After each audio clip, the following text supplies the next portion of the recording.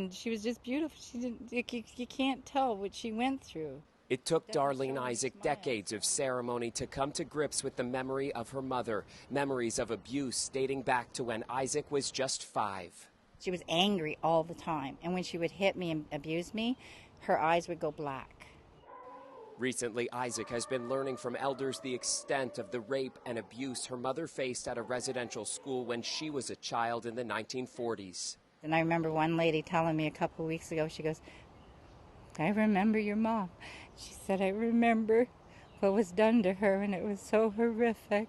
Nobody deserves to go through what she went through." That trauma relived for Isaac with the discovery of hundreds of children's bodies in unmarked graves in Kamloops and now outside Regina. Hearing about the 751 kids, I cried myself to sleep.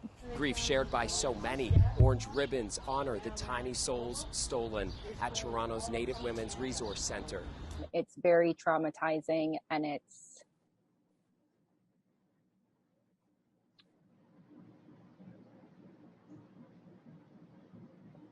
just grief. The center's executive director, Pamela Hart, says report after report on the atrocities Indigenous people in Canada have suffered have been largely shelved.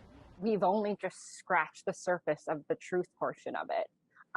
And so reconciliation can't happen until all of the truth is revealed. To help reveal that truth, this month, Ontario's government became the first to dedicate $10 million to search the grounds of Ontario's 18 residential schools.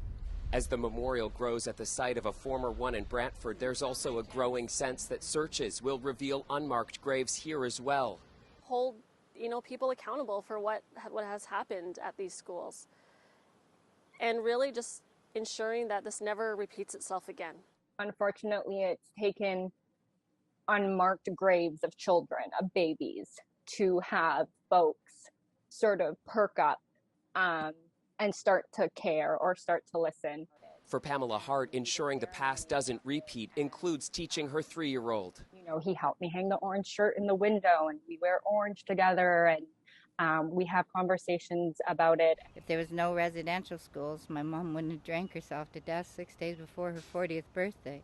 For Isaac, writing has helped with the healing, and she believes action is finally coming. Because we have the whole world behind us now, their government can't, just shut up and sit back and can't sweep it under the rug anymore, right? And I don't have to be ashamed to be a Native anymore either. I don't have to wash myself with bleach like I used to. Now proud of a history and a culture she's run from for decades. Chris Glover, CBC News, Toronto.